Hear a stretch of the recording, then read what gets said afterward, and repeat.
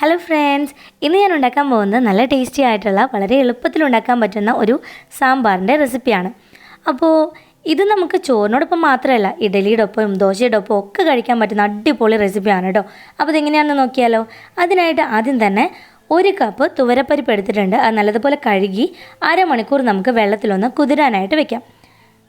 അതവിടെ കുതിരാനായിട്ട് മാറ്റി വയ്ക്കുക. പിന്നെ വേണ്ടത് 1 കപ്പ് വെള്ളത്തിലോട്ട് ഒരു ചെറുനാരങ്ങയുടെ വലുപ്പത്തിലെ പഴംപുളി നമ്മൾ ഇട്ട് വെക്കണം. അത് നന്നായി ഒന്ന് കുതിർന്ന് വരണം. പിന്നെ നമ്മൾ കടയിൽ നിന്ന് സാമ്പാർ കഷ്ണം എന്ന് പറഞ്ഞിട്ട് മേടിച്ചിട്ടുള്ള കഷ്ണങ്ങളാണ് ഇത്രയും. അപ്പോൾ ഇതിലും കൂടുതൽ നമുക്ക് കഷ്ണങ്ങൾ ആഡ് ചെയ്യണം എന്നുണ്ടെങ്കിൽ ആഡ് ചെയ്ത് കൊടുക്കാം. ഞാനിപ്പോൾ ഇത്രയും കഷ്ണങ്ങൾ വെച്ചിട്ടാണ് സാമ്പാർ ഉണ്ടാക്കിയെടുക്കുന്നത്. അതിൻ്റെ തൊലിയെല്ലാം കളഞ്ഞ് വൃത്തിയായി കഴുകി ചെറിയ പീസായിട്ട് കട്ട് ചെയ്ത് വെച്ചിട്ടുണ്ട്. അപ്പോൾ ഞാനിവിടെ എടുത്തിട്ടുള്ളത് ഒരു തക്കാളി, ഒരു 4 വെണ്ടക്കായ, ഒരു വലിയ മുരിങ്ങക്കായ, പിന്നെ വേണ്ടത് ഒരു ചെറിയ പീസ് മത്തങ്ങ, ഒരു ചെറിയ പീസ് ചേന, ചെറിയ പീസ് കുമ്പളങ്ങ, ഒരു സവാള, ഒരു വലിയ ക്യാരറ്റ്, ഒരു കായ, 2 ഉരുളൻകിഴങ്ങ്, ഒരു 5-6 പയർ, ഒരു 5-6 ബീൻസ്, പിന്നെ പച്ചമുളകും കറിവേപ്പിലയും. അത്രയും നമ്മൾ കഷ്ണങ്ങളാക്കി വെച്ചിട്ടുണ്ട്. പിന്നെ നമ്മൾ അരമണിക്കൂറിന് ശേഷം കുതിരാനായിട്ട് വെച്ചിട്ടുണ്ടായിരുന്ന തുവരപ്പരിപ്പ് വെള്ളമെല്ലാം കളഞ്ഞിട്ട് ഒരു കുക്കറിലേക്ക് ഇട്ട് കൊടുക്കാം. അതിനുശേഷം അതിലേക്ക് തക്കാളി, വെണ്ടക്കായ, മുരിങ്ങക്കായ ഇതൊഴികെ ബാക്കി എല്ലാ പച്ചക്കറികളും നമുക്ക് കുക്കറിലേക്ക് ഇട്ട് കൊടുക്കാം. വെണ്ടക്കായും അതുപോലെ മുരിങ്ങക്കായും തക്കാളിയും പെട്ടെന്ന് തന്നെ കുക്കാവുന്നതുകൊണ്ട് വെന്തുടഞ്ഞു പോകാതിരിക്കാനാണ് നമ്മൾ ആദ്യം തന്നെ ചേർത്ത് കൊടുക്കാതിരിക്കുന്നത് കേട്ടോ. അപ്പോൾ ബാക്കി എല്ലാ കഷ്ണങ്ങളും നമ്മൾ കുക്കറിലേക്ക് ചേർത്ത് കൊടുക്കുക. പിന്നെ നല്ലൊരു തിക്നെസ്സൊക്കെ കിട്ടാൻ, നമ്മുടെ സാമ്പാറിന് നല്ലൊരു തിക്നെസ്സൊക്കെ കിട്ടാനായിട്ട് മത്തങ്ങ കുറച്ച് കൂടുതൽ ചേർത്താൽ നല്ലതാണ് കേട്ടോ. അപ്പോൾ നമ്മൾ ബാക്കി പച്ചക്കറികളെല്ലാം അരിഞ്ഞത് കുക്കറിലേക്ക് ഇട്ട് കൊടുത്തു. തക്കാളിയും മുരിങ്ങക്കായും വെണ്ടക്കായും മാറ്റി വെച്ചു. പിന്നെ കുക്കറിലേക്ക് 1 ടീസ്പൂൺ മഞ്ഞൾപ്പൊടിയും 1 ടീസ്പൂണോളം ഉപ്പും, 1 ടീസ്പൂൺ മുളക് പൊടിയും, 1/2 ടീസ്പൂൺ ഉലുവ ഒത്തിരി കൂടണ്ട, 1/2 ടീസ്പൂൺ തന്നെ ചേർത്ത് കൊടുത്താൽ മതി. പിന്നെ വേണ്ടത് കായമാണ്. കായം ഇവിടെ ഇത്രയും ചെറിയൊരു പീസ് കായം ചേർത്ത് കൊടുക്കുന്നുണ്ട്. കായത്തിൻ്റെ പൊടിയാണെന്നുണ്ടെങ്കിൽ 1/4 ടീസ്പൂണോളം ചേർത്ത് കൊടുക്കാം. പിന്നെ അതിനുശേഷം അതിലേക്ക് നമ്മൾ വെള്ളമാണ് ചേർത്ത് കൊടുക്കുന്നത്. അപ്പോൾ വെള്ളം നമ്മൾ ഇട്ട് കൊടുത്തിട്ടുള്ള കഷ്ണങ്ങളുടെ ഒപ്പം നിൽക്കുന്ന വിധത്തിൽ വേണം വെള്ളം ഒഴിച്ചു കൊടുക്കാനായിട്ട്. വെള്ളം ഒഴിച്ചു കൊടുത്ത് കൈ വെച്ച് ജസ്റ്റ് ഇതുപോലെ ഒന്ന് മിക്സ് ചെയ്ത് കൊടുക്കാം. മിക്സ് ചെയ്ത് കൊടുത്തിട്ട് കണ്ടില്ലേ, ഇതുപോലെ വെള്ളം നിൽക്കണം. കറക്റ്റ് അതിൻ്റെ ഒപ്പത്തിന് വേണം വെള്ളം നിൽക്കാനായിട്ട്.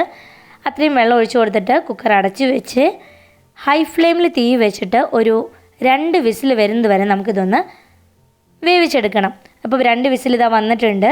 ഇനി തീ ഓഫ് ചെയ്തിട്ട് അതിൻ്റെ പ്രഷറെല്ലാം പോയതിന് ശേഷം മൂടി ഓപ്പൺ ചെയ്യാം. കണ്ടോ, നമ്മുടെ പച്ചക്കറി കഷ്ണങ്ങളെല്ലാം നന്നായിട്ട് കുക്കായി വന്നിട്ടുണ്ട് കേട്ടോ ഇവിടെ. ഇനി ഇതിലേക്ക് നമ്മൾ അതൊന്ന് ഇളക്കി കൊടുത്തതിന് ശേഷം മാറ്റി വെച്ചിട്ടുള്ള തക്കാളിയും വെണ്ടക്കായും മുരിങ്ങക്കായും നമുക്ക് ചേർത്ത് കൊടുക്കാം. ഇനി നമുക്ക് തീ വീണ്ടും ഓൺ ചെയ്തിട്ട് മൂടി നമ്മൾ കുക്കർ ഫുള്ളായി അടയ്ക്കണമെന്നില്ല, പതിയെ ഒന്ന് മൂടി വെച്ചാൽ മതി. അങ്ങനെ മൂടി വെച്ചിട്ട് ഒന്നുകൂടി അതൊന്ന് തിളയ്ക്കാനായിട്ട് വെയിറ്റ് ചെയ്യാം. അതൊന്ന് തിളച്ച് വരട്ടെ. അത് തിളച്ച് കുക്കായി വരുന്ന സമയം കൊണ്ട് നമ്മൾ കുതിരാനായിട്ട് വെച്ചിട്ടുണ്ടായിരുന്ന പഴംപുളി നന്നായിട്ട് കൈ വെച്ചൊന്ന് ഇതുപോലെ ഒന്ന് തിരുമ്മിയെടുക്കണം. അങ്ങനെ തിരുമ്മിയെടുത്ത് അതിൻ്റെ കൊറ്റൻ നമുക്ക് ആവശ്യമില്ല കേട്ടോ. ഈ ഒരു സാമ്പാറിലേക്ക് അതിൻ്റെ കൊറ്റനൊന്നും ചേർത്ത് കൊടുക്കരുത്.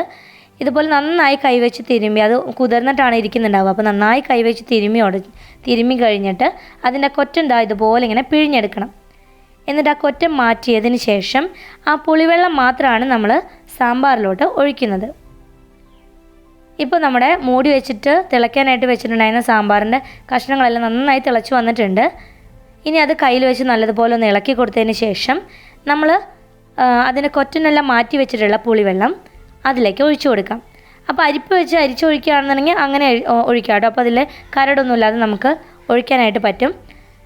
എന്നിട്ട് നമ്മൾ പുളിവെള്ളം ഒഴിച്ചതിന് ശേഷം കയ്യിൽ വെച്ച് നല്ലതുപോലെ ഒന്ന് ഇളക്കി ടേസ്റ്റ് നോക്കി ഉപ്പ് കുറവുണ്ടെന്നുണ്ടെങ്കിൽ ഉപ്പും, അതുപോലെ പുളി കുറവായി തോന്നുകയാണെന്നുണ്ടെങ്കിൽ മാത്രം കുറച്ചുകൂടി പുളി ഒന്ന് തിരുമ്മി പിഴിഞ്ഞ് ഒഴിച്ചു കൊടുക്കാം. ഇപ്പോൾ ഉപ്പ് കുറവായിരുന്നു, അപ്പോൾ കുറച്ചുകൂടി ഉപ്പ് ആഡ് ചെയ്ത് കൊടുത്തിട്ടുണ്ട്. ഇനി പുളിവെള്ളം ഒഴിച്ചതിന് ശേഷം നന്നായിട്ട് ഈ കറി ഒന്ന് തിളയ്ക്കാനായിട്ട് വെക്കണം. നല്ലതുപോലെ മീഡിയം ഫ്ലെയിമിൽ തീ വെച്ചിട്ട് ഒന്ന് തിളച്ച് വരട്ടെ. ഇപ്പോൾ നമ്മുടെ കറി നന്നായി തിളച്ച് വന്നിട്ടുണ്ട്. ഇനി നമുക്ക് ഒരു പാൻ ചൂടാക്കിയിട്ട് അതിലോട്ട് 2 ടേബിൾ സ്പൂൺ മല്ലിപ്പൊടിയും 2.5 ടേബിൾ സ്പൂൺ സാമ്പാർ പൊടിയും നമുക്ക് ചേർത്ത് കൊടുക്കാം. അപ്പോൾ സാമ്പാർ പൊടി ഞാനിവിടെ എടുത്തിട്ടുള്ളത് ബ്രാമിൻസിൻ്റെ സാമ്പാർ പൊടിയാണ്. നല്ല ടേസ്റ്റിയാണ് ഈ ഒരു സാമ്പാർ പൊടി വെച്ചിട്ട് സാമ്പാർ ഉണ്ടാക്കുമ്പോൾ. ഇത് നമുക്ക് ലോ ഫ്ലെയിമിൽ തീ വെച്ചിട്ട് ആ പൊടികളെല്ലാം ഒന്ന് മൂപ്പിച്ചെടുക്കണം. അങ്ങനെ ലോ ഫ്ലെയിമിൽ തീ വെച്ച് പൊടികളെല്ലാം മൂത്ത് വന്നതിന് ശേഷം ആ പൊടികൾ മുഴുവനായിട്ടും സാമ്പാറിലോട്ട് ചേർത്ത് കൊടുക്കാം. അങ്ങനെ സാമ്പാറിലോട്ട് ചേർത്ത് കൊടുത്ത് കയ്യിൽ വെച്ച് നല്ലതുപോലെ ഒന്ന് ഇളക്കി കൊടുക്കുക. അപ്പോൾ നമ്മൾ മല്ലിപ്പൊടിയും ഈ സാമ്പാർ പൊടിയും കൂടി ചേർന്ന് കഴിയുമ്പോൾ നമ്മുടെ സാമ്പാർ നല്ലൊരു കട്ടിയായി വരും. നന്നായി ഒന്ന് തിളപ്പിച്ചെടുക്കണം.